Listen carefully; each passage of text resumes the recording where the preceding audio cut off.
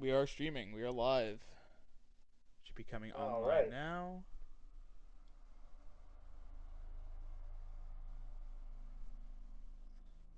I have a stream link. I'm sending it to you. I got it. Yeah, okay, great. Cool. It's working on your end? I just yeah, checking now. Hold on. Yeah, if you could do an audio check, I'd appreciate it. Do something in game, Okay. 1 second. like move around the menu. Yep. Yeah, getting that audio too. We're good. Perfect. It sounds good. Levels are good. Yeah.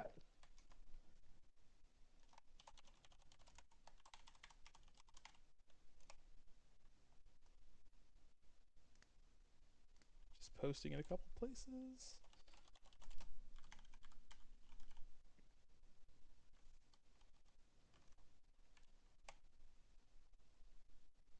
All right. I think we're good to go. Wait. Look at the image. All right. Hold on.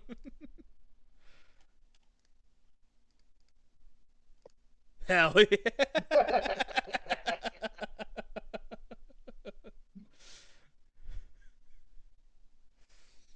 Perfect. All right. I got to have OBS up and the stream up. We're good. We're good. We're going. Hello, Yep. everybody. We're doing another stream.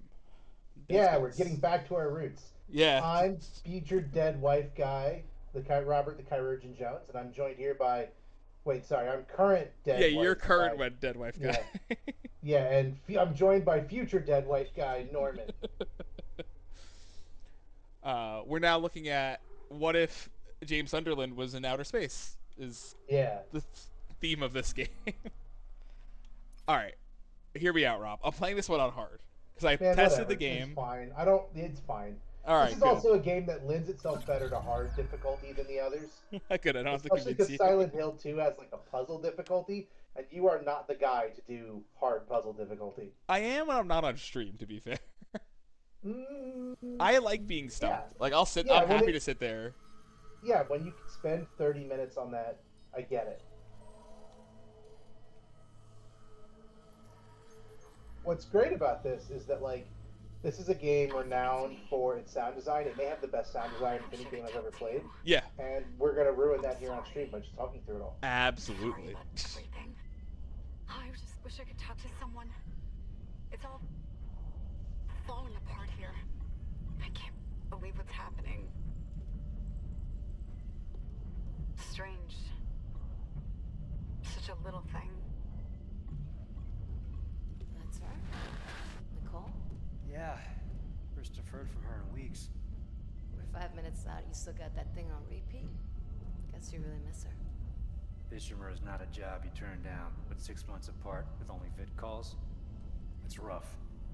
Easy to say the wrong thing. I do like that they gave him I a don't blame you. character I'd in the listen to my remake. girlfriend over Hammond reciting. I do too. It makes it less of a jarring transition to Dead Space 2 and 3, Here we go. For sure. Nice clean re-entry. which is super important because they're definitely. It also just like feels like you have agency in this one, whereas like in the normal 6 one, months it's just during being that told shit. where to go over and over again. To an independent mind, Yeah. that's paradise.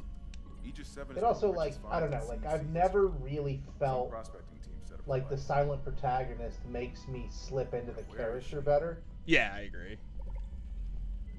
There. Like what lets me slip into the character is Visual being contact given with USG. full choice and options over how to execute. What a beauty.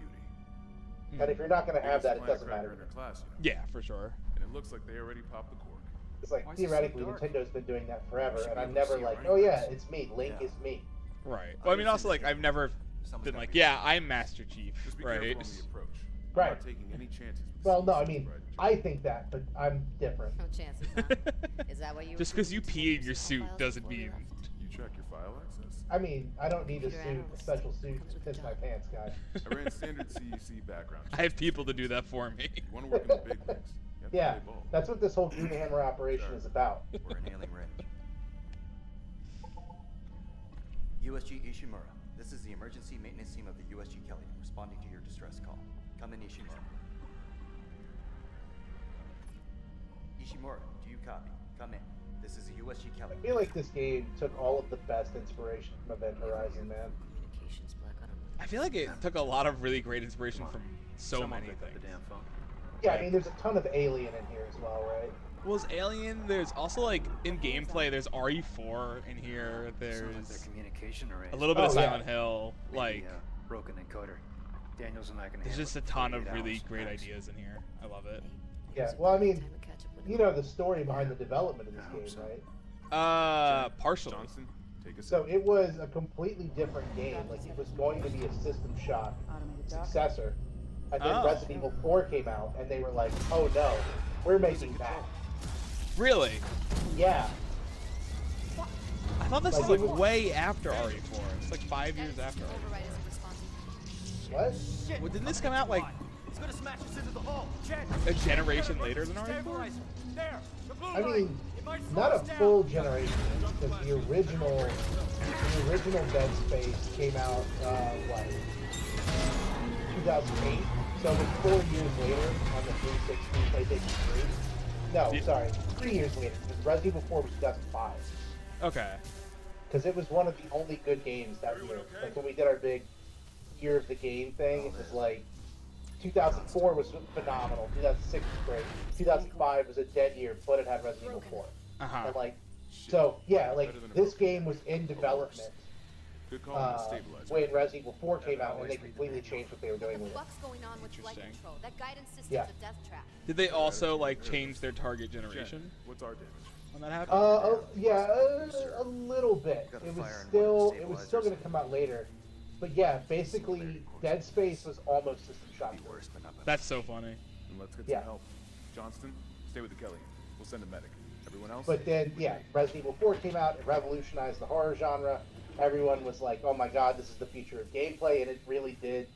Like, it changed a lot of those gameplay elements. And there's clearly like some Gears of War in here as well, and some of that. But like, yeah, once that happened, that basically they scrapped everything they had and rebuilt the game. Gotcha. Okay. Not a great start to our repair mission. Pulse rifles? Was the like? Do you know if like the cutting off limbs thing was always present? That I don't know. I believe Matt McMuscles has like a what happened for Dead Space where he covers a lot of this stuff. That's worth taking a look at. Or it may be that he covered that in the What Happened System Shock remake bit, because that is a wild story as well. But yeah, he's done something around the development cycles of this. His channel's really good, by the way. Oh, I love Mr. McMuscle's At least we work. didn't Yeah. take out the sign. Like, it's just great. Like the amount of research he's able to do is just fantastic. I can watch his stuff all day.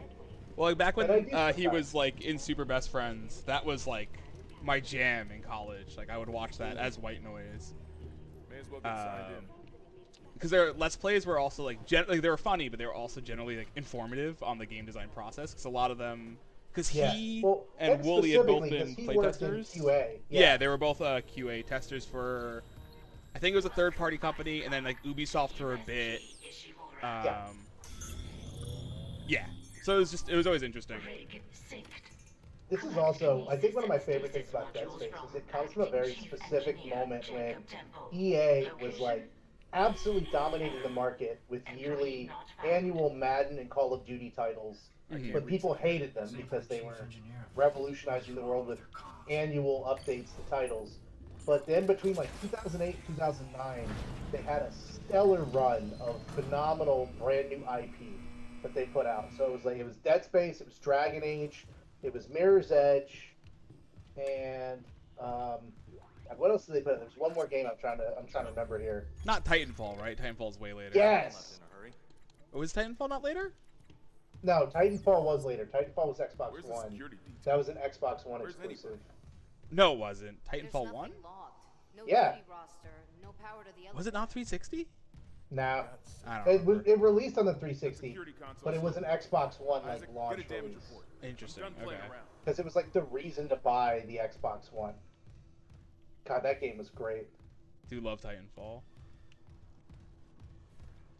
Hope we get another one. Titanfall 2 is an underrated, not an underrated gem, an underrated masterpiece. Yeah, no, it is a, yeah, that campaign is amazing, and the multiplayer is also a ton of fun. But like the It is campaign does not absolute- get yeah. enough play. No, the campaign is one of the best first-person shooter campaigns of all time. Yeah. It like no mincing words on it, no qualifiers. It is that good. Yep. Every level has like a thing going on that is unique and plays interestingly and like leverages the core mechanics well. It's great. Yeah. Quarantine activated. Yeah, they really like Dragon Age, Dead Space, and Mirror's Edge are part of like a 3-game trinity of like new IPs from EA that all released in like that 2008, 2009 timeline that were just all phenomenal releases that established like great new IP franchises in different genres. And it was a really interesting thing to see. That's a little much. It was a really interesting thing to see from the studio as it was getting absolutely like lambasted every year for, this is the Madden company. But also, it's like if EA was and is one of the biggest publishing houses in the world, they just do a ton of stuff. Mm-hmm. Oh, look at you running by. Did so well. And then there's this guy.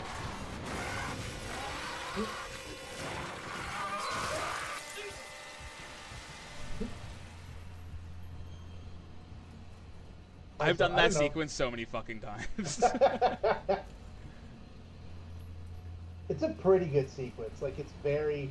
I think they put a little bit of a delay on it, and that really works. Because I always... Whenever I play it, I'm always surprised by how long it takes them to open the doors back up.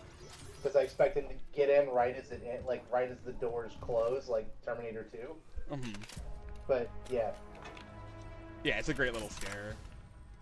This is one of the best weapons in all of games. Dude, it's amazing. To the point that it plays against like the game's primary design, because you can ignore entire systems if you just lean into the plasma cutter. Yeah, but you know what? I actually don't hate that. Like, it's okay for the game's core gun to feel that good. You know what I mean? Like, nobody ever gets on Half-Life 2 for the gravity gun being as good as it is. Right, but like, I think honestly it's a thing out of the RE4's book with the like Red 9. The Red 9 is very similar, where it's your pistol, but it's incredibly good. And this is really good if I can hit his arm. Yeah, you are not doing well with this at all. We got there. But you were like, I'm gonna play this on hard. I did not expect you to just miss all your shots. Oh, you should have absolutely expected that. You're right. I should have. I don't know what I was thinking.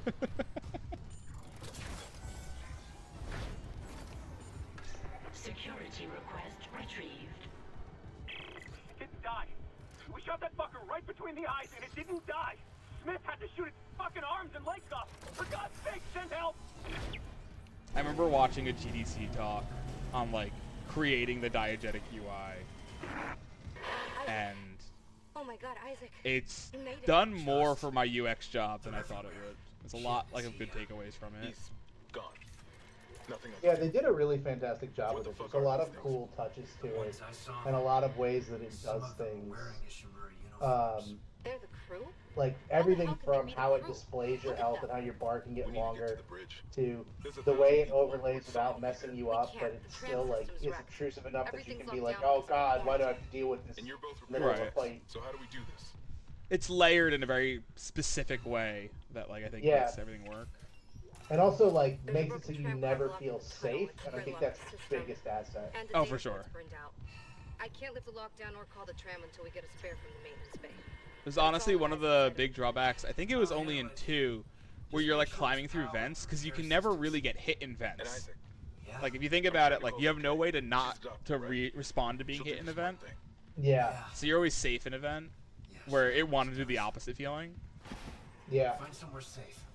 I'll be back soon. yeah. It's a weird point. That's a good and weird point, given how much of this is, how much of this game is responding to enemies coming out of vents. Right. Yeah, no, it's supposed to be the area you feel the least safe, but like if you think about it from like a meta perspective for a second, it's where you're the most safe. Do I stomp these guys? Nah.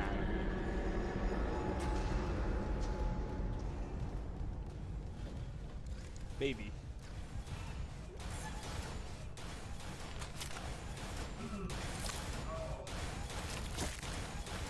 Everything's so wet in this game. Yeah, that's, like I said, the key developments of the last 10 years technologically that have made the remakes of these games so effective is the ability to make things look convincingly wet. They sound really wet. Everything's juicy. Yeah, I mean, there was, like, sound design as, like, I'm not going to be like, oh, wet technology for sounds is way better. Like, the sound guys had more fruit on hand that day. I don't know how to tell you. There's a great, I think it was a Conan bit where they had them in. I think it was literally a Conan bit where they had him in for to talk to the Mortal Kombat devs for like Mortal Kombat 10, and it was one of the sound guys, and they showed him how they make the sounds for the game, like with phones breaking and like all of the noises and stuff. Yeah, and like cracking celery and cracking bashing celery, watermelons. yeah, like eating peaches, like crushing peaches up with their fingers and stuff. It is just some of the coolest, grossest sounds. My little brother is he's a composer of specialization in game composition, but also does a bunch of Foley work. I'm talking to him about like, yeah, I went to like this place and I brought a bunch of pops and just set up mics around the room and collected a bunch of audio samples for later use. It's always fun. Isaac, don't bother shooting those fuckers in the head. Doesn't even slow them down. Okay. The only way is hacking them apart. Those arms, their legs. He's the one who's Is that successful in even the games children? industry. Or did they just stop moving?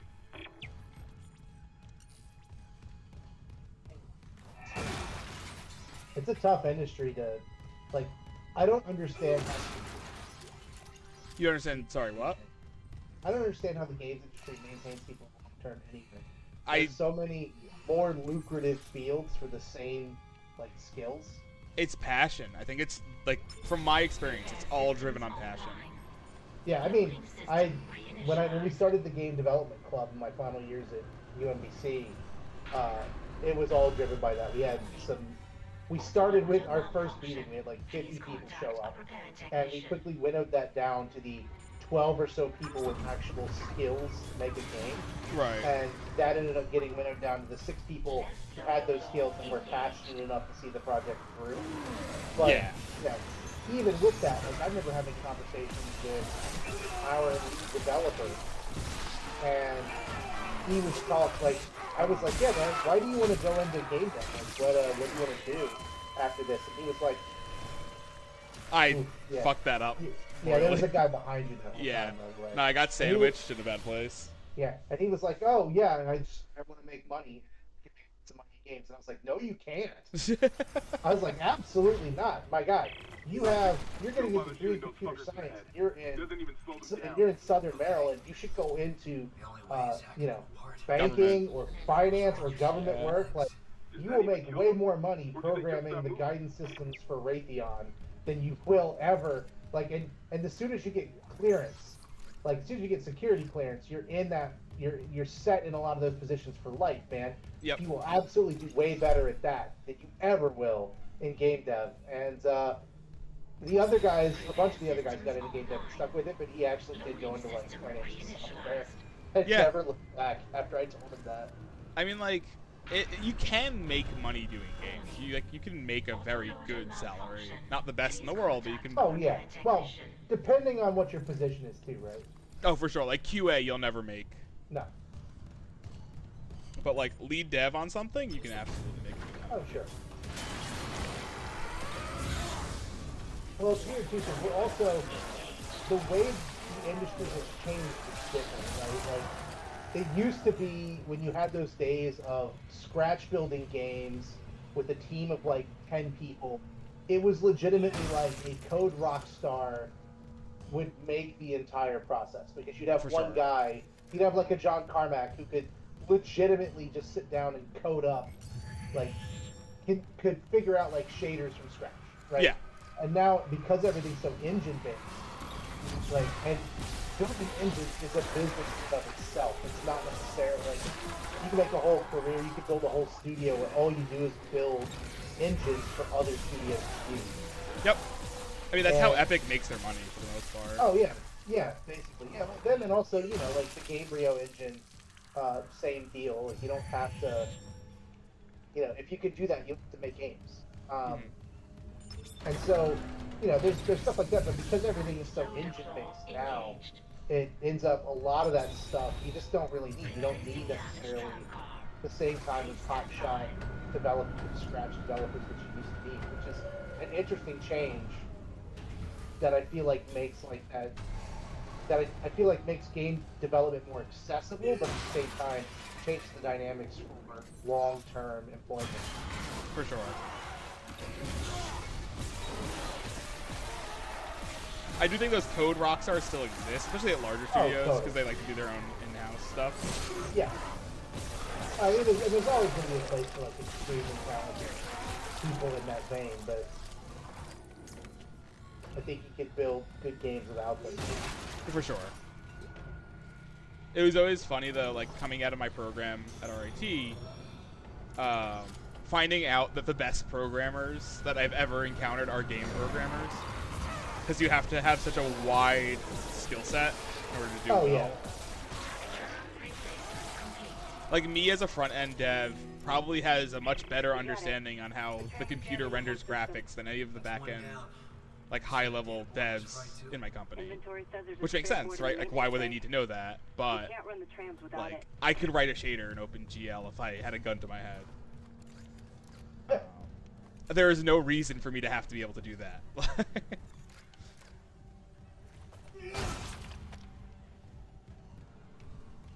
Yeah, no, that makes a ton of sense. And it also, you know, it makes it easier when you get to crunch time and you need people moving around and jumping on different parts of a project.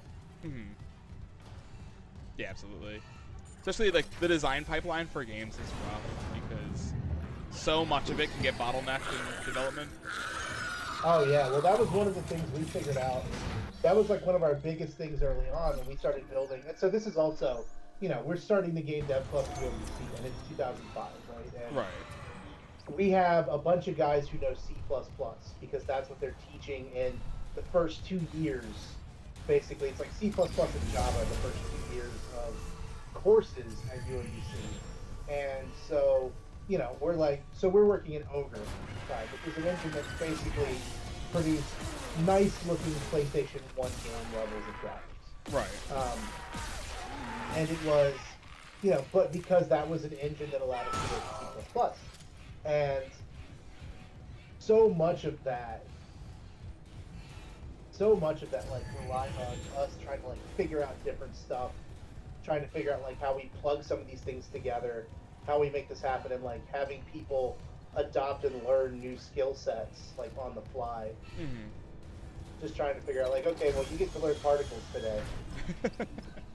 And then also, it was also at the same time, the first time most of our devs had ever worked on a large code base with commits coming from multiple people, because it just doesn't really happen as an undergraduate, especially like when you're on your first couple years. You're not doing group projects even yet. But a lot of what we discovered early was that we needed to do real pipeline stuff, because we had 3D modelers, and we had, like, I was doing concept art and I was doing textures, and I was leading the art team and some of the design stuff. And we had fantastic modelers, and we had people who could jam out textures, and we had some good coders, but we didn't have any tools to get the art assets into the game. Oh. Okay, yeah. Right. And so, like, we started to realize, oh no, we need a whole team where their only job here is to build tools and create the pipeline for getting stuff into the game. Yep. I mean, tools for programmers is how games get made, 100%. Yeah. Yeah, absolutely. And so that was a lot of what we were doing, was like a lot of the work that we did early. It's like, okay, wait, actually, we need a map editor, and we need someone to determine what the scale of all the objects is. And we need, like, there's stuff you don't even think about, like, oh, somebody rendered this in Blender, and when you imported it, it was all rotated at a 90-degree angle. Yep. So, how do you get everything oriented correctly, and then all to the same scale when it's in the engine? And then you end up with fun stuff where it's like, oh, it turns out when you collide with a mesh that's concave or has concave parts, it crashes the engine. Oh wait, if it's large enough, if the mesh is large enough, it doesn't happen. Because we had built like a firehouse that had like, so the idea was we built this game where it was like, it started with like, we had all the people coming out and like, what kind of game we're gonna make, blah blah blah, and eventually after like 3 or 4 meetings with us, I'm like, look, we're not gonna do people because none of us are good enough modelers to credibly do people models. It's gonna be robots. Which is fine. We can make robots. Let's make a game about. And I was like, let's just get 2 robots in an arena fighting, because I don't think we're gonna do AI, and it's not gonna be convincing enough. So let's make something where we can do one-on-one fighting, and one of you will have to learn WebSocket. And so, it turns out they did not learn WebSockets, and we had real syncing issues in the final project. Dude, but networking is so fucking hard. Like, oh yeah, especially it was especially on this. But yeah, we started with that and was like, look, just get so it was like let's make the mech version of Rocket Sock and robots. And so we built a lot of the assets we built were like an island filled with different buildings and stuff that were destructible that you would then move around fighting, because that was easy to make fun. But one of the objects was a firehouse, and I remember very distinctly that it had 2 big ports for fire trucks that we never modeled to go in. And if you but because it was like it had overhangs, it was concave, if you touched it, it would crash the game. But when we made it large enough to fit a mech under, that no longer happened, and then you could hide in it. And then it was just hilariously good. So that was one of the fun things we found out. Yeah, a lot of the work that we did on that early was building building the map editor and the tools to get things into the game, so that we can actually get assets in there and then make quick changes to rapidly build out like a map and play on it. Yeah, no, I mean, like, something we did figuring out like that tools process is absolutely one of the things. Like a lot of people are like, oh yeah, I'll get my starting QA and then I'll move to whatever, and then I'll be in the games industry. And it's like that pipeline actually doesn't really exist. The pipeline that does exist though is being a tools programmer, and then moving to like regular development. Yeah.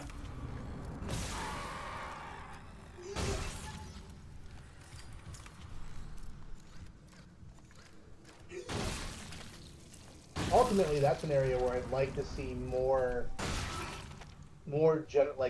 competition than we get. Because I think if you look at the industry right now, like there's definitely, like at the high end, yeah, that's how Epic is absolutely dominating, because you're not going to beat the Unreal Engine for the amount of effort and energy they put into that, but you're also not using Unreal for indie projects. But then the flip side of that is Unity is just dominant everywhere else, and it's like clearly that's I mean, I would make the argument that more indie projects are using Unreal now. It's super accessible now that the license is free. True, yeah. Well, and also, since the license is free and since Unity publishes system, that's very bad. Well, it's that, and then also, like, Unreal's actually much more friendly to non-programmers. That's fair. Because you have the node system is really great to get people onboarded into development. How would one learn how to be a tool programmer?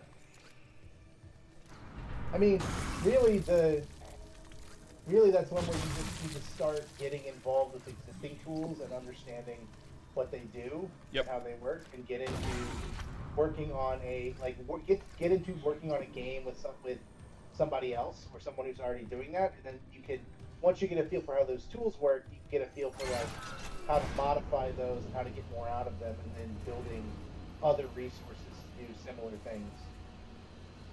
Yeah, and if you want to, like, the other thing is you want to obviously have a portfolio. That's what all games jobs want to see, is projects you've done. It is the most bonkers, fucked up thing. It's like the SAG card for video games. oh, you want to work on this game? How many ship games have you worked on? Right. 0? Well, then we can't work on a game. So what you gotta do is, like, I would boot up Unreal and just start making tools. Like, make a map editor, make a item generator, make a whatever, right?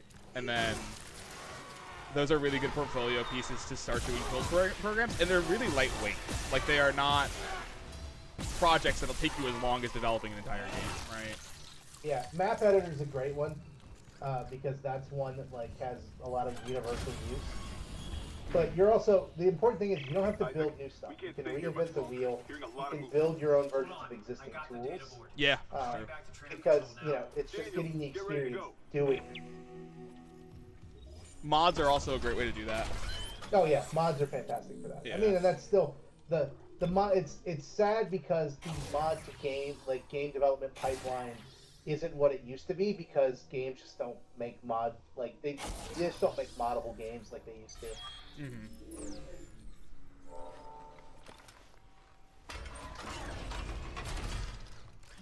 But you know,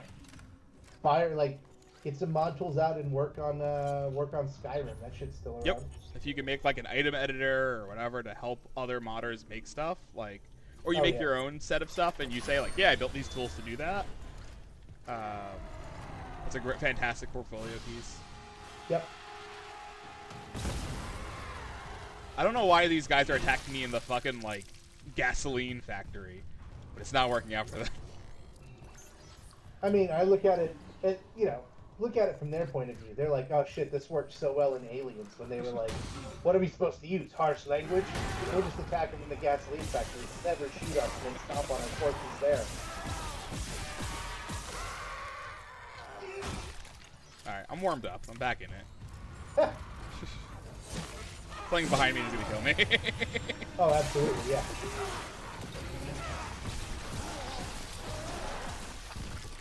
Had to open my fucking mouth. I mean, a lot of the early game dev work that I did Remake was doing mods for the original Dawn of War. I'm actually still kind of mad about that one because I did a ton of work with a team of really great guys on a Necron mod for the original Dawn of War. And you might recall that Dawn of War had a Necron expansion. Actually, Relic poached the modeler from our team. Really? That's fun. Yeah, he got a full-time job working with them, doing modeling and animation. And I was like, man, this sucks. Like, I'm happy for you. I'm happy for you, and it's great. And the expansion turned out fantastic.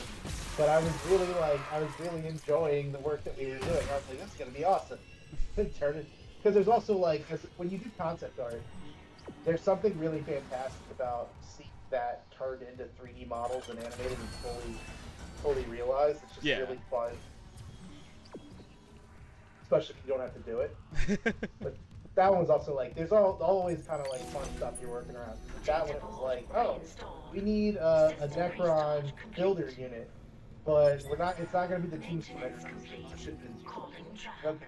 So I had to design a Necron builder unit, which was like a summoner, and it was like, this guy was like, well, I don't want to do another walk-in. It's like, okay, well, we'll give him a table, and we'll be like, so it was like a little wraith summoner guy with a cloak who would summon buildings up out of the ground. Mm-hmm. And it was conceptually, I really liked that guy. That's crazy though. Yeah, I mean, you know, it's what you kind of want to happen, but Absolutely, yeah. That's the dream, right? Like, yeah, Comms are still down, so be ready for anything. What's the plan? something hit the roof. Yeah, I'm sure it's Johnson something fix there. up the Kelly. We report to the bridge. Standard emergency protocol. Yeah, that's what it was. That was what it was wild to me when people did that Games Workshop case a little while back for We stick to because procedure. when they announced the Warhammer Plus, like the studio and the animation stuff, they basically gave jobs to those animators who could publish short stuff. I remember some people were like, I remember one of the people that they offered that to didn't accept, and so then GW were like, okay, we have to take your stuff down, and like people were upset about that, and I'm like, I don't know what you want, man. Like, the company coming in and offering these people jobs is the dream. It is the best case scenario. And like, yeah, if you turn it down, you have to take your stuff down. That's just how that works. But like, it's such a cool message to send. What kind of programming now would you recommend to someone looking to get into modding? I mean, It you don't depends on the game. necessarily- Yeah, it depends on the game. You don't necessarily need to start with detailed programming knowledge, but it doesn't hurt, right? Like the big one I'd say is, and you know, I'm out of date on this, but I think C# is still seeing a lot of use.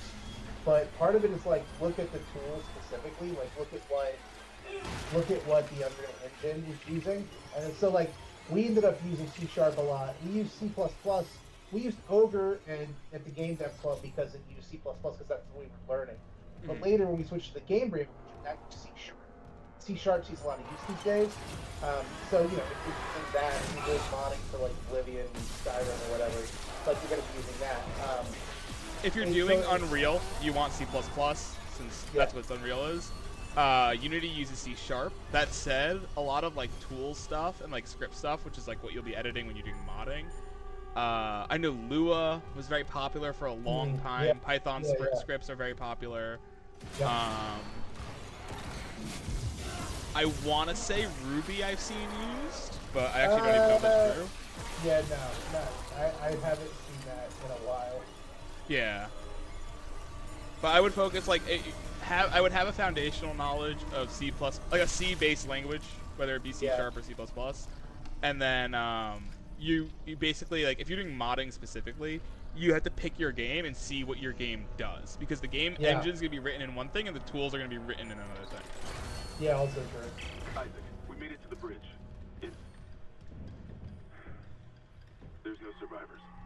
Daniels is trying Yeah, I to mean, get just to the pick command one computer. thing and start building projects out for it. Don't worry as much about like figure out, and you know, if you're more comfortable with a specific language or a set of tools, then absolutely pick that and then start working on it. Yeah, like go with the thing that allows you to use your existing skill set.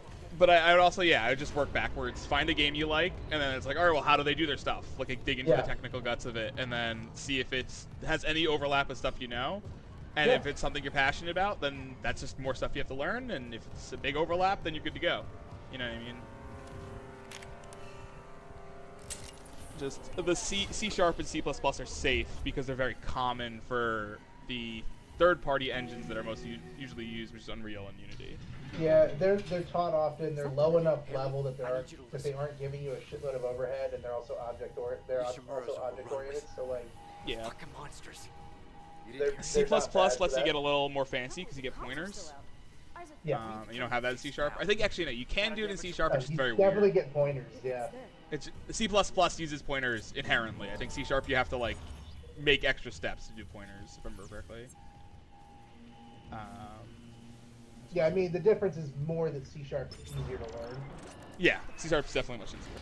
And it handles your memory automatically. C++, you have to do more manual memory management. Yeah, you have to build a kinda garbage comes with collector the- in C++. Yeah, kind of comes with the way it handles pointers.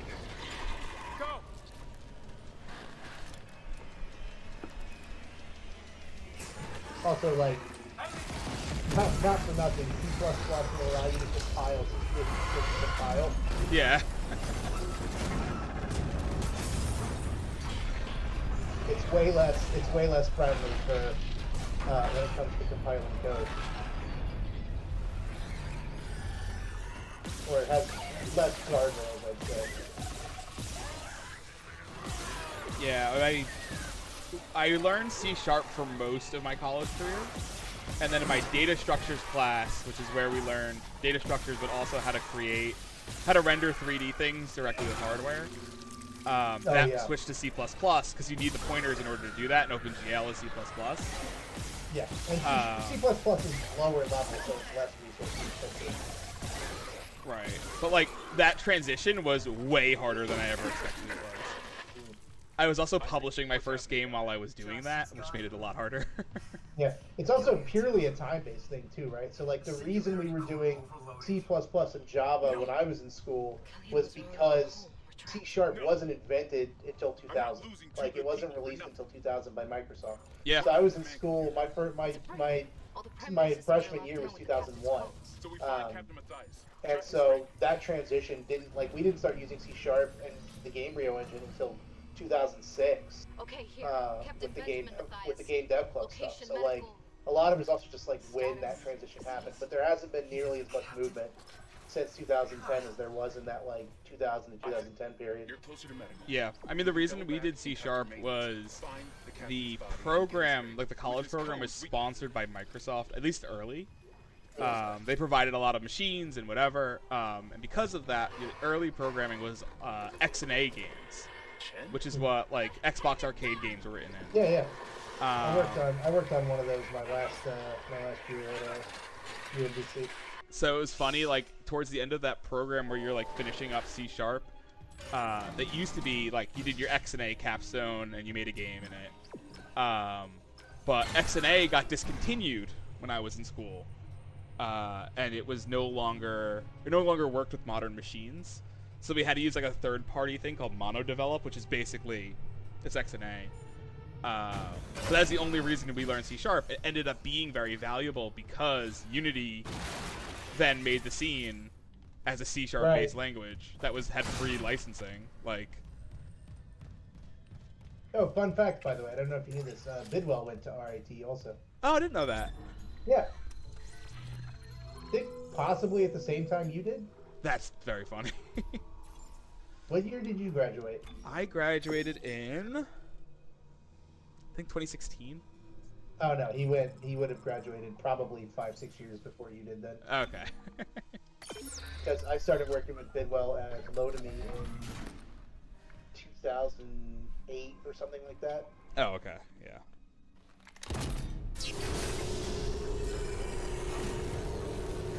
So never mind. I forgot you are kind of. Yeah, I mean I'm 32, but you know. God, fuck you for that. Hey, looking sharp. Yeah, I get more armor panels. The security one was always my favorite. I think it's like the third one, fourth one. The retro suit is also very cool. It's like a big deep sea diver one. Yeah. I mean, Norman's only died once. Credit to him. He's been holding his own on hard mode. Yeah, no, I got sandwiched in that early area because I was going through it too quickly, and 3 necromorphs spawned, which is a problem before you get kinesis. You were almost an Isaac sandwich. I was an Isaac sandwich. Yeah, I mean, Renrick, I don't know if it's like, I mean, it's cool to think of it as I will get these skills and build a new career, but like at this point in my life, if I were going to learn how to build game development tools and work on game dev, I would be thinking more in terms of like, how do I build my own games and just self-publish? Yeah. But it's also geographical, right? Like if you don't live near game studios, you're gonna have to move if you want to make that transition happen. Yeah. There's so a few remote game gigs, like they do exist. Yeah, totally. But you know, if you really want to be in Maryland or on the West Coast. Yep, absolutely. And even Maryland, I think currently is like not the best place to be. It's not the best, but you still have what do you have? Bethesda. You still have. Is Day One still around? I don't think so. Oof, yeah, maybe it is pretty dire. That's what I'm saying. Like, and like Bethesda, like, what has Bethesda done? Starfield. Well, ZeniMax is still working on stuff, right? Like Starfield was a big release. It's still a big release. They're going to work on another version of Skyrim. Right. Like, they're still doing ongoing development and releases for Elder Scrolls Online, Game of the Year 2016. So. The only thing that gives me pause is they have been acquiring more and more studios to handle those IPs in different ways. Fair. That I think they're just gonna like become like the Maryland branch is just gonna become ZeniMax, and it's just the publishing branch. Probably, but okay. So Day One's gone, but you still have big, huge games, Breakaway Games, and Firaxis, and those are all real studios. What was the last game Firaxis made? They just make. I think they're constantly making Civ games. Yeah. And then they have some other stuff. I think they worked on some Marvel games. They're XCOM also, right? Yes. Yeah, I want one of those, please. Yeah, they put out a ton of stuff. Gotta hold the line. And I know there's some smaller studios. I know there's some ones that I'm forgetting. But I mean, like, if you want to like break into games, like, and like my little brother was way better about this than I was. which is why I don't work in games, and he's hopefully soon. He's graduating, I think, next month from his program, and I think he has something lined up with GameLoft.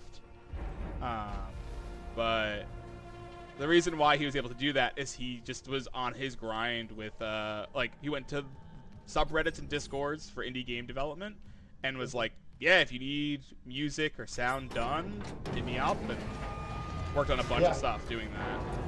I think he's going to GDC this year. Like, he's doing it. Yeah, that stuff is huge.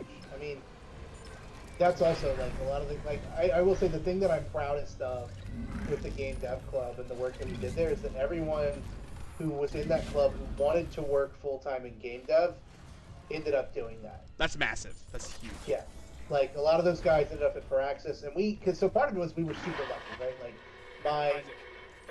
one of the kids I knew who wasn't my roommate, but he was my friend's roommate, and like I was friends with him, but he lived like across the hall from me. His mom was best friends with Sid Meier's wife in college, and so we basically leveraged that to get a bunch of the Firaxis guys, including Meyer, to come out. We did like a big conference with a bunch of the local Maryland game dev studios, and we got people from all of them to come out and like talk to our class about like what they were doing and like getting into the industry and stuff. And that ended up being really great networking for a lot of our guys, and then they used that to get those jobs, and then later they came back and would recruit from the school. And so that ended up being like a really great. That's one of the things that I'm proudest of with that club and like what we're able to do. But you know, a lot of it is still like one of the other piece of it was, you know, we were working on games and working with large code bases and just getting a lot of that experience. And it's like there's not really any other way to do that. You just have to make games. Yep. That's why the portfolio thing is like such a big thing. Is people don't want to incubate those first weird like hiccups and starts when you're doing your first time projects, right? Yeah, and that's a bit of a shame because like I think they miss out on a good pipeline for that. But it's also, you know, like I said, when we started the club, we had 60 people show up to that first event, and fully like 30 plus of them were just idea people who really liked games but had no skills whatsoever related to building or making games. Oh, I haven't noticed that club. Well, not great. And I'm getting Kinesis too. Oh, I have Kinesis. I wasted a lot of ammo on that. Where it was like, oh, cool, yeah, you wanna work on a game. Okay, well, what can you do? And it's like, well, I've got a lot of ideas. And it's like, okay, cool, we all have ideas. The people who are going to do the coding have ideas. Right. You've got to come up with a compelling reason why your ideas are going to be better than theirs. And it's one of those things where it was like, it was kind of cool, but at the same time, it was like, if you don't have any skills to make the games, and you're not going to learn them through this process, there's nothing like that we can do. There's not a lot you can do that's going to be helpful to this. Right. No, it's the sad truth, right? Like RIT's game dev dropout rate it's a very exclusive major. It's very difficult to get into. And then the dropout rate for it is massive. Like the attrition rate is insane. Because you get those people who are like, yeah, I love video games, and I used a computer before. How bad could it be? And that's why they front load it with all the development stuff, because it's like, yeah, if you can't survive this, you're not cut out for games. Well, also it's like they all come in with the same thing where it's like, well, I play a lot of games, and it's like same thing with computer science. Oh, why do you want to do computer science? Well, I play a lot of video games, and it's like, let me stop you right there, because you are not gonna make it. Where's the store? There it is. I have to get rid of my pulse rifle because it's going to give me ammo for it, and I don't want it. Yeah. Oh, making games is very hard. It's hard start to finish. In fact, the hardest part is the last 20% even. Oh my god. Getting it, when I did my card game, like this is even like not even working with development stuff. When we did our card game, we had the concept and the core mechanics and even all of our cards and like whatever, all of our modifiers all figured out and written down, and we had it balanced, and we did a bunch of play tests with it, and we were feeling really good about it. And it's like, all right, now we just need to do art, and then like final touches, and we can go to the printer and be ready to go for our Indiegogo publish date. And that last 10% probably brought like 30 years off my life, stress-wise. It's so rough. It's just like getting the art assets, and it's like, oh, well, we're using this. Are we doing this? Like, I got into a screaming match with one of our artists, and it resulted in that artist being fired for a variety of reasons outside of this. But they were adamant about the colors being like green being bad and like purple being good. What? Yeah, they were What? they were adamant about it, and I was like, we're not doing that. It's like, no, but like with Magic, green is bad, like Disney and whatever. And I'm like, sure, dude, but that's not like how people think. No, God. So yeah, like that alone, right, was a huge thing. Then we had to switch artists. We got a new artist. She did an amazing job and got all that stuff out very quickly. Well, it's also just you don't appreciate the sheer volume of shit that you're going to miss. Yeah. In planning, that all props up at the end. All these little things that suddenly have to happen to make to get across the finish line. It becomes such a marathon at the end. Especially if you're doing physical stuff, it's like all that distribution stuff. Yeah. Like, I didn't fucking know how to do that, right? Oh yeah, Like, especially it's one of the things too. Like when in the Warhammer space, when people are like, oh well, why don't they just get these books out? It's like you don't understand that printing a book to release takes 6 months. Yeah. You have to get all the PDFs set up. You have to get all of your you have to get everything planned out and set up. And by the way, your book has to have a multiple of 4 pages for its page count because that's just how printing works. Once you've got that, it has to go through proofing. It has to go through editors. It has to go through translation.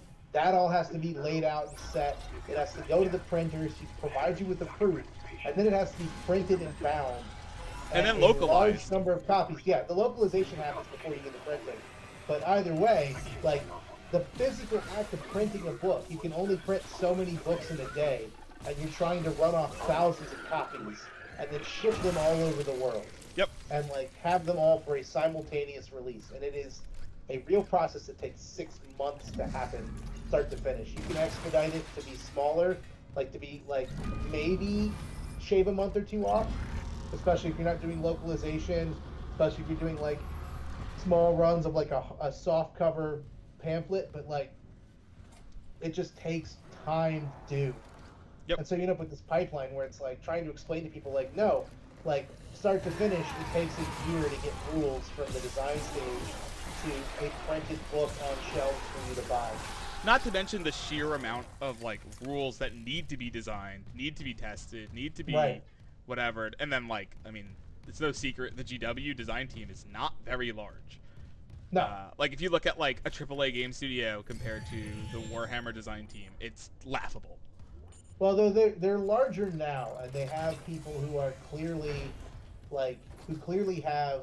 So they've hired recently video game designers, and I think you can see that most prominently. They just hired a guy from. It's funny. They have 2 former Blizzard people actually leading up World of Warcraft, leading up Age of Sigmar. Yeah, AOS is that, right? Yeah. And you can see Matt working on Age of Sigmar, and they're almost working on monthly updates right now, which feels a little too fast. We'll see if that cadence stays. I think it might have just been the Stormcast books stuff are out and Lumineth are a problem. Very similar to the 10th edition launch. With Eldar, we had 4 updates back to back with that. Yeah. I don't know what it is about that design studio and Elves and why they can't seem to figure that out. But I think it's a perpetual problem because you have to deal with the fact that So the problem is that it's all top-down design. I think the biggest challenge the Games Workshop has is they only seem to do top-down design, and Yep. they rarely do anything bottom-up. Yep. So they end up in a situation where it's like, well, okay, what's the deal with elves? Well, elves are long-lived, and they have a long lifespan, and they're really good at everything, but they don't, like, reproduce quickly, so they're always, like, super elite, and uh, so you end up with these armies that always have to be better at most things, Yep. but you balance that. You would theoretically balance that by making them fragile, but you can only do so much of that because they still have to be elite units. So you end up trying to balance it with points, and that often just ends up being a real problem. Yeah. Especially when it's like, oh, also by the way, they're the they're shooty armies, and that's always better. Like, Well, I think it's always also good like to be a the ranged elf army. design identity for Warhammer has, for a while, been toughness through non-interaction, right? Like the way that I'm Right. durable is that you're not going to hit me. You're either not going to Well- see me, or you're going to be minuses to hit, or minuses to wound, or whatever. Well, because it goes back to that problem, right? They are better at everything, so they have to be an elite army. So you have to make them, but you want to make them fragile. But if you make them fragile, then they just die. Right. So you remove that fragility by saying, oh well, rather than being like super tough, which doesn't make sense for little live elf bodies, they'll just be really hard to hit. They can get away from you. They'll be very evasive. So they end up being super fast, super evasive, and hit super fucking hard. Yep. And that's What's an happening there? absolute Did you find disaster gold? when it comes to No sign of interaction her and yet. how they deal with you. But I found some hydrazine that should work on the barricade. Yeah. Just need to find a shock pad. So it's always like you're running into the same problem all the time because your army identity, your top-down designing an army that's just supposed to be better and faster all the time. Like they even said it. There's a great design interview talking about designing the Eldar planes for aeronautic imperiality, where they're like, yeah, the planes, but they just have to be better than every plane. And it's like, no, they don't. Like, y'all are fucked up if that's the stance you're coming at with this. Yeah. Nah, it's... They absolutely do not. It's also, I think they didn't have a game Bible until very recently, so it's like there's no set, like, hey, this Yeah. is the upper bound of, like, how tough a thing should be, right? There's no...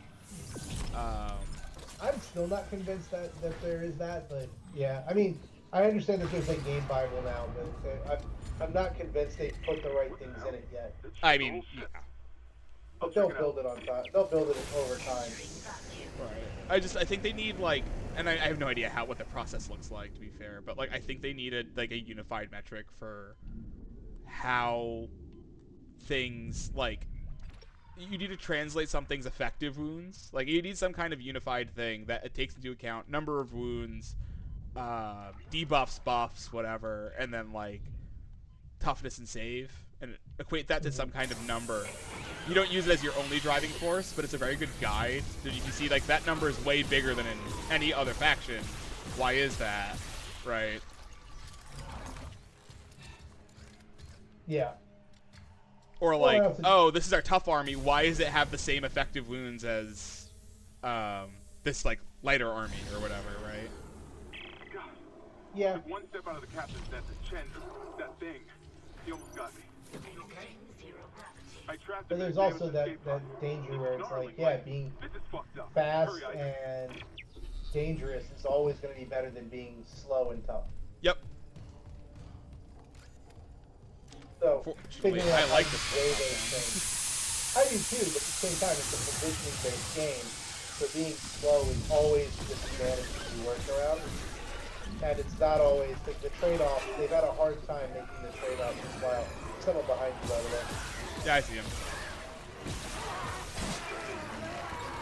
If you can hear it. Kicking my ass. Give me your arm. Because these things look just like leg mannequins.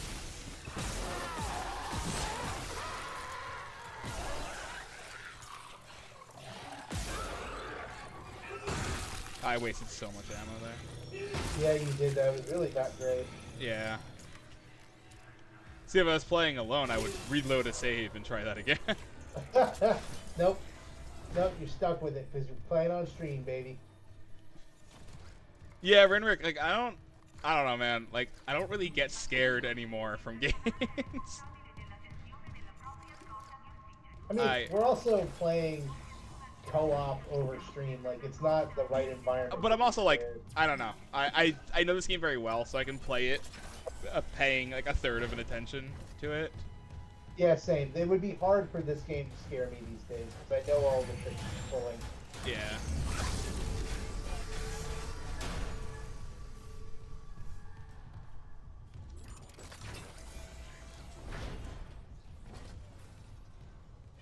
Oh, I remember this fucking room. Hazardous anomaly detected. Quarantine activated. Also, legit, like, the first hour or so of this game is the scariest part of it. Oh, absolutely. It really kind of, like, calms down after that. You absolutely become a superhero once you get kinesis. Yeah. When you can do that. Oh, yeah, the game can still be pretty tense. It's just, the tenseness to me isn't any different than the tenseness from, like Elden Ring or, like, any other game where I'm just dealing with a lot of enemies.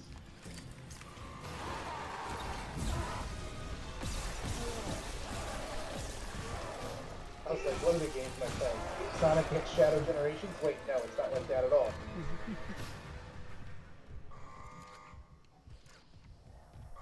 Is it mana? No, crap.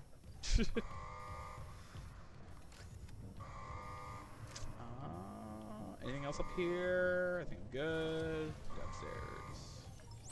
Wait, is that a health pellet? Got it. Fuck you. Yeah,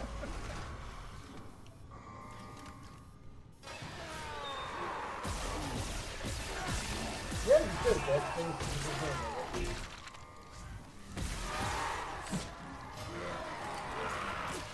The remake is fantastic. Oh, it's so good.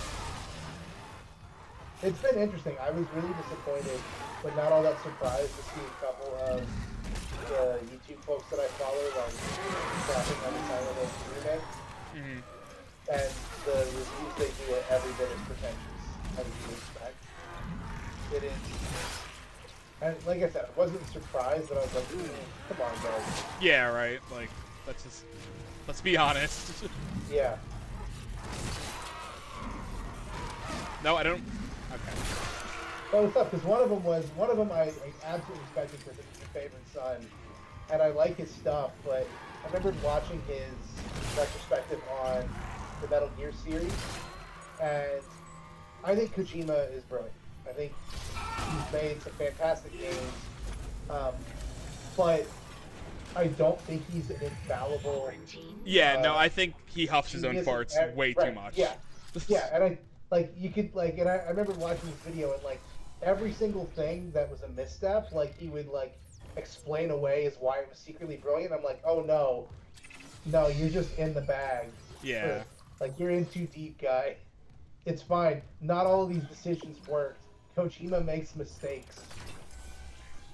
Yeah, I don't know. Like, I'm a big Metal Gear fan. I did not like Death Stranding at all. I didn't like it much either. But I also I really like Metal Gear Solid. The original Metal Gear Solid is my favorite of the bunch. Mm-hmm.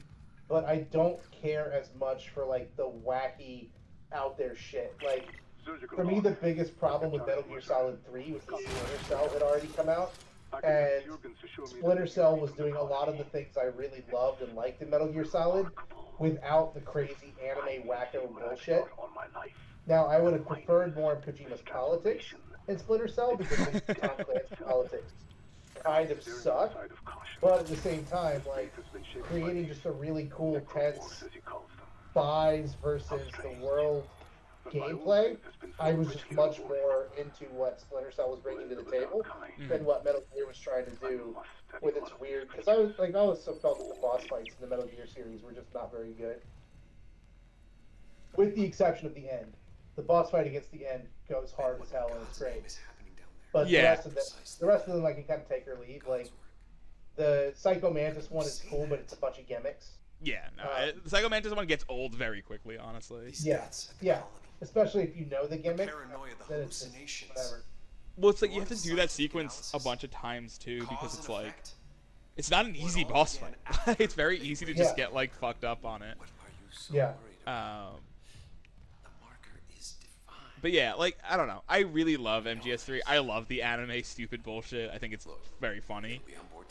Yeah, I don't hate it. I just don't love it. Like it's not it for me like I said, I preferred at the time like Splinter Cell Chaos Theory was out, and that game has one of the best co-op modes of all time. Oh, I love that. Yeah, you get to climb on top of each other to get up places. Yeah. It's so good, and it's like it's such a great campaign.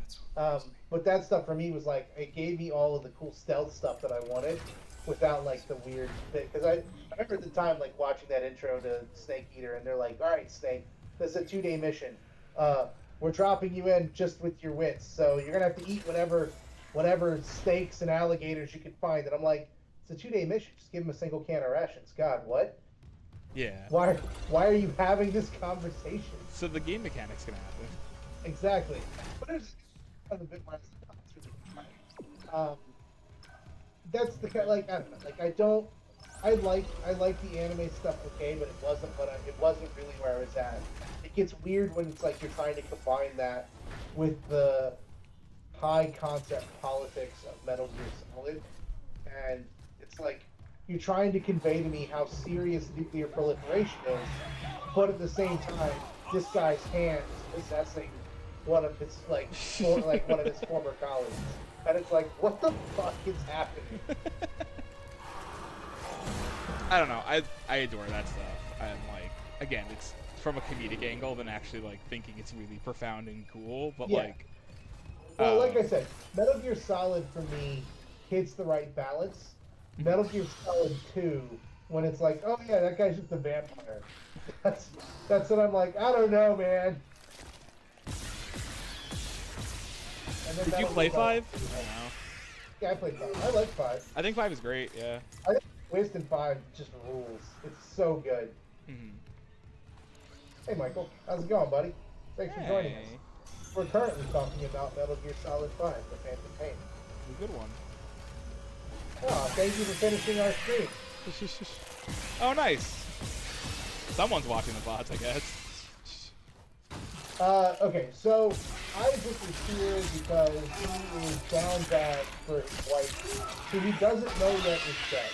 So all of these represent his sexual frustration and pent up down badness. What, the babies? In this, all of them. All of them, yeah.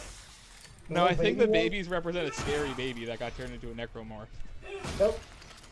Nope, they all represent his being down bad for his dead wife. Dead wife. Yep. That's why they're all trying to stab at you. That is honestly, like, no bit one of the things I do like about Dead Space. There's no, like, pretense to it. There's no, like... high symbolism. Yeah, it's just like, no, there's a scary guy with swords for hands. There's just two messages. One, sword hands are scary. Two, Scientology is bad. Yeah. And we can all get behind those.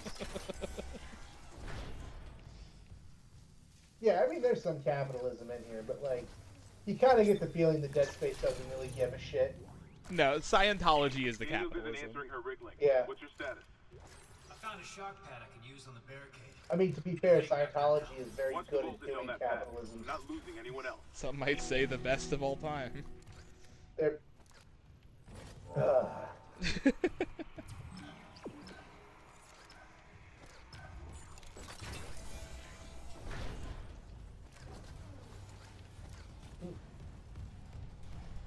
That wheelchair scared me more than literally any necromorph in this station.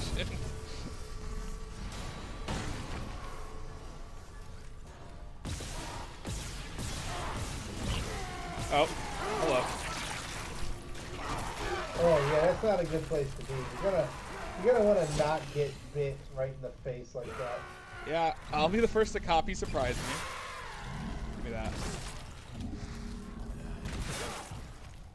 Give me another one. No. Yes.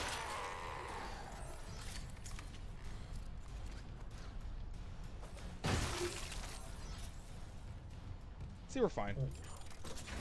Yeah, no, it's totally fine. We're also flying through this. Yeah, it's like you're making good time.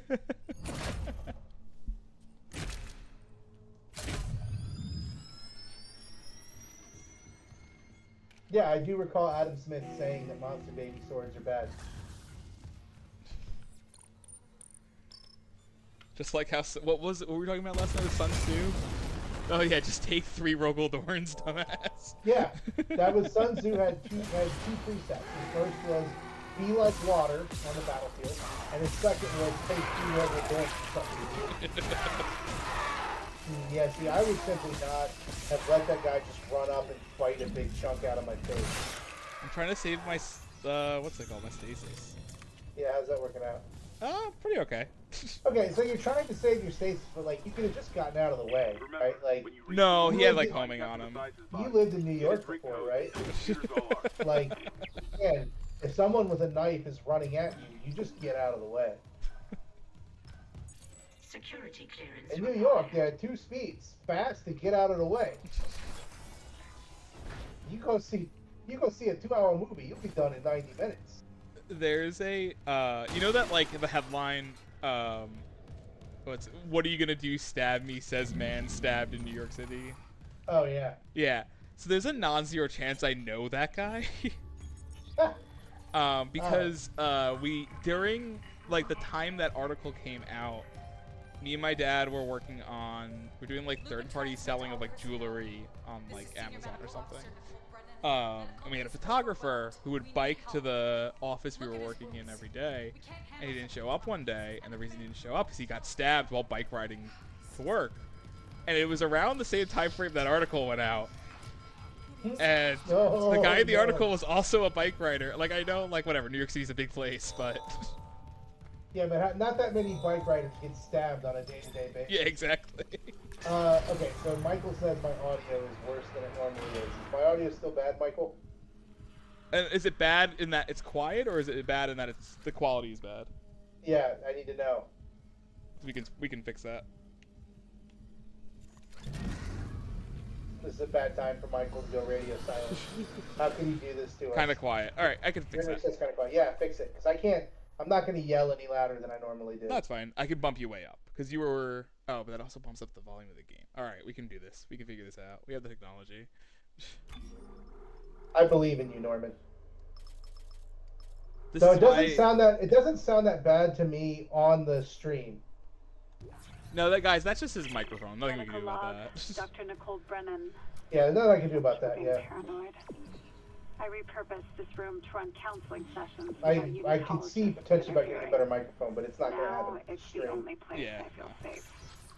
I recovered a limb after yesterday's attack. Genetically, it's human tissue with bizarre mutations. All right, well, just Norman, tell the necromorphs not to be weird about it and make too much noise. Wait, where's the report? You know what? That's fair. I think they'd be open to that. Andrew's got it. Yeah, when we hit 15 viewers, I'll buy a new microphone. There we go.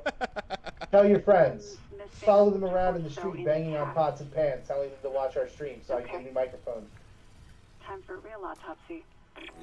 I don't remember if this, like, Nicole's secret office is in the original. I don't believe it is, because the holograms generally aren't. Were they not? I don't think they were. But yeah, like, I think this is one of those added spots, and it adds a, like, sub-objective, I think?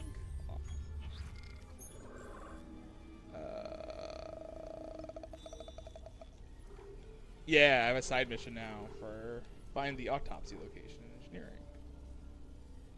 I'm not going to do that right now.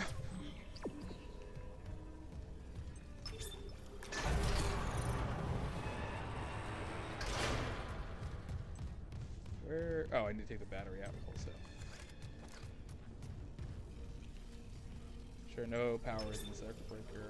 Got it, boss. Gobi. Ah, no.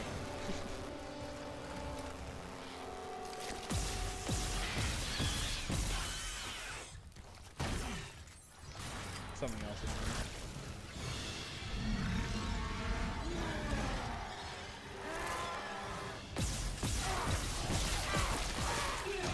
Oh, I did not want to stomp there.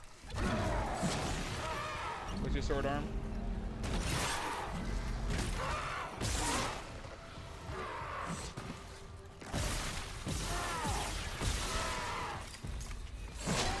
Ow.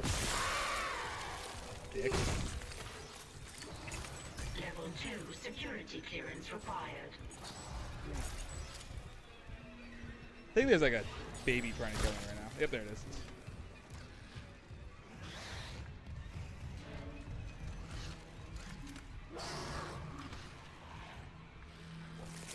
Those girls in Fatal Frame can learn a lot from watching Isaac run around. Alright. Yeah, that one was interesting. Like I thought that was more of a remake than a remaster. Than it ended up just being a remaster, and it really felt like a game out of 2004. Yeah, I think it's fair.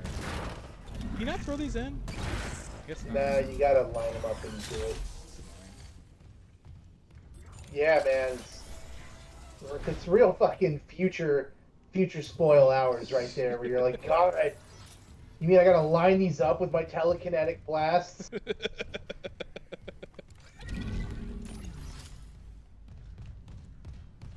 Yeah, my first time going through this, I kept the pulse rifle on me and kept running out of ammo, and the reason why is because you never want to use the pulse rifle. Ended up eventually, like I think the second time I played this, I used the pulse rifle and didn't hate it. But like, yeah, you want this and the line gun, and that's basically it. Yeah, like the contact beam. Yeah. Whatever the big version of this is, that's the other kind of the line gun. Yeah. Where it's like, oh, 5 dots? Hell yeah, let's go. Come on, come back here.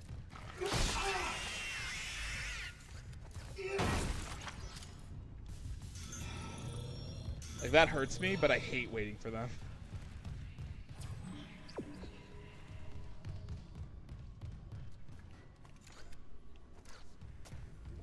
Just trying to re-chat while walking. Security request retrieved. You left me. I woke in the dark with them scratching in the walls. Scratching like rats. And you all locked me in with them. Fuckers. Fuck up now. Gimme. Gimme. Damn it. I thought I'd be fast enough.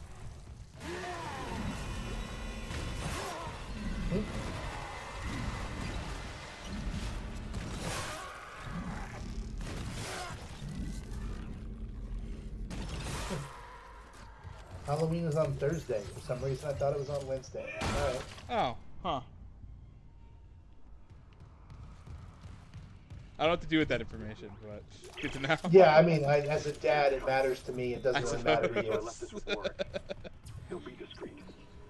I mean, the latest report from Aegis 7. if you're gonna have a Halloween party, it rules, because having it on a Thursday night is pretty ideal. Is now showing symptoms. Yeah? Depression, Well, yeah, because like you don't have to spend like Thursday is ideal for that kind of thing, because you can get away with having a rager, because people can just generally go light on their work on Friday, and then you're also not taking up an entire weekend day for it. So it's like having a full weekend. It's great. Might be our last hope. Yeah, that's fair.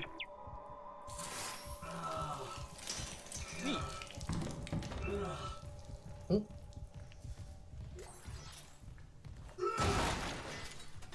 Oh, Michael, they're not from a different dimension. Those are people. Yeah, they're made because of a rock and or planets made out of like skin. Depends on how far in the game you are. It's funny. I really do Dead Space 3 is such a frustrating game because there's so many things in that game that are really, really good, but it just all comes together in like a C+ package. Oh, the rock comes from the planets made of skin. Yeah, and a lot of it is just straight up the decision to force co-op into the game. Yeah, I don't know. I feel like a co-op Dead Space could be very fun. I could see it. It could, but it doesn't jive with the vibe up to that point, and it also forces them to add an extra character where as soon as the game starts, you're like, who the fuck is this guy?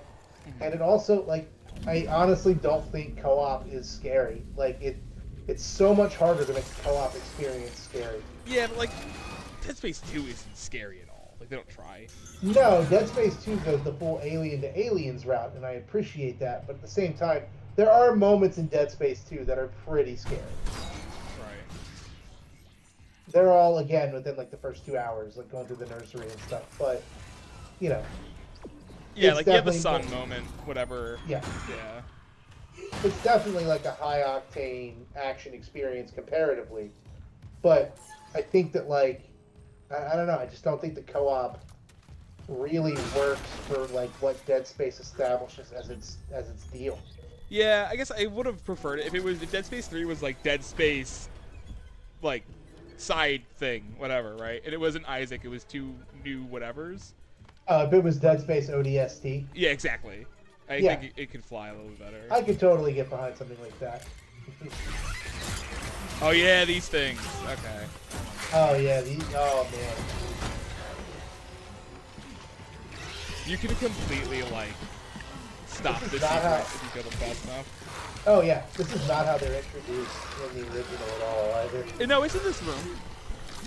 It is, but as I recall, you don't have to touch it. No, I think it's in the room before this one. Like, he doesn't do it as a captain.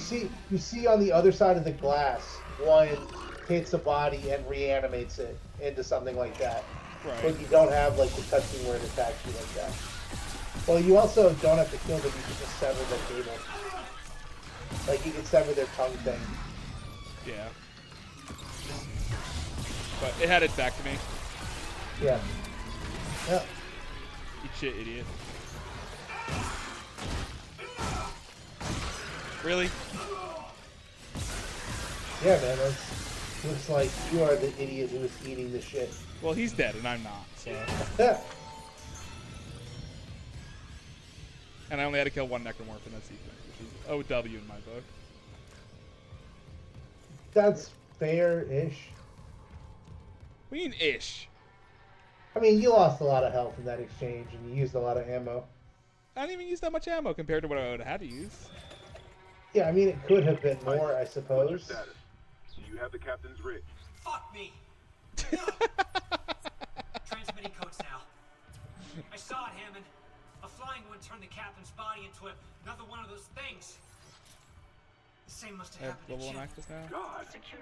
Maybe the command computer has something. Alright, I think I'm done here in about 15, 20 minutes.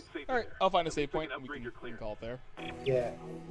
You made some really good time. Yeah. Flying through this. We're playing a game I know this time. Yeah, fair. I mean, you played Silent Hill 2 before. I played Silent Hill 2 10 years ago. That's actually pretty recent, considering Silent Hill 2 is a game that came out in, like, 2002. Yeah, I mean, I played it in college. Again, fuck you. Isaac. Yeah, I think we're... What the hell's happening? The computer a fifth of the way, 20%, I would say. We're on a decaying orbit toward each of 7. Yeah, that sounds about right. I have to get to engineering. There's no time. That tram station's offline. We can check the chapter. Unless... Here. Head back to the flight deck. I'll guide you from there. If this damage report's right, there's a shortcut to engineering.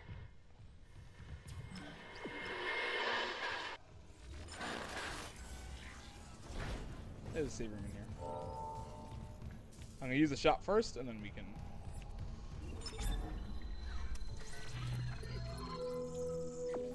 I think we just hit the most viewers we've ever had at 8.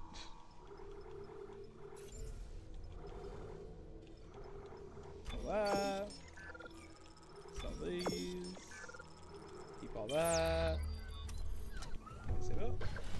Alright. Well, thanks for coming out, guys. Yeah, thanks for watching. This was a lot of fun. Really appreciate all you getting here. We only hit 7 or 8 watching at a time, so not enough for me to buy a new microphone, but you know, maybe next time. I think we'll probably come back and do some more Dead Space this week. We're about to finish chapter 2 out of 13 chapters, based on my counting of the anagram. Yeah, fair. All right, guys. Well, yep. We will put a notification out next time we go live. Thanks for coming out. Yeah, thanks everybody. Have a good one.